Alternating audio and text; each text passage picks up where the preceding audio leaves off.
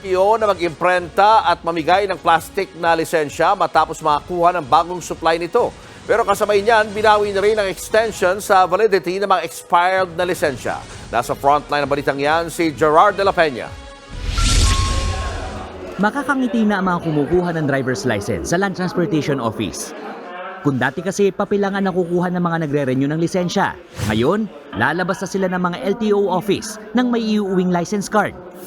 Sabi ng LTO, lampas 1 milyong plastic cards na kasi ang naibigay ng supplier matapos mawala ng visa ang temporary restraining order ng Quezon City Regional Trial Court laban dito.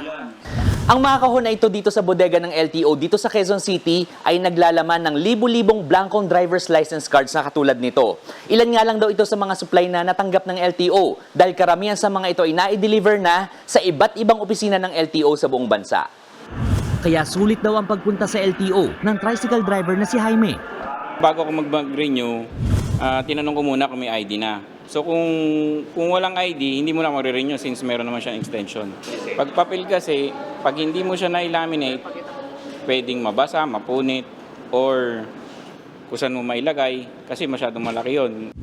Pero kasabay ng mga bagong plastic cards, tinatanggal na rin ng LTO ang extension ng validity sa mga paso ng lisensya. Bibigyan naman sila ng palugit para mag-renew. Sa memorandum na ibinaba ng LTO, mayroon na lang hanggang katapusan ng Oktubre para magpa-renew ang mga may lisensyang nag-expire noong buwan ng Abril. Sa susunod na buwan naman ang window para sa mga nag-expire na lisensya noong Mayo. At magtutuloy-tuloy ang schedule na yan hanggang makapag-renew ang mga napasuhan ng lisensya noong Setyembre. Ginawa natin staggered, hindi natin sinabay-sabay.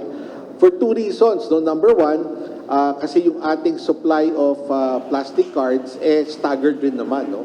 Pero mas importante, yung pangalawa, ayaw natin na bigla-bigla na lang lahat pupunta sa ating mga district offices, babibilaukan yung ating mga personnel, and chances are, hahaba yung pila.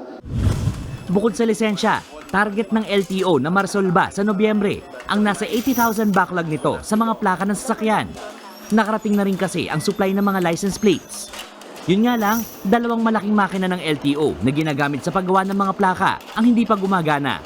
Kaya sa ngayon, bawas din ang kapasidad ng LTO sa paggawa ng plaka. Nagbabalita mula sa Frontline, Gerard de la Peña, News 5. Mga kapatid, Julius Babaw po.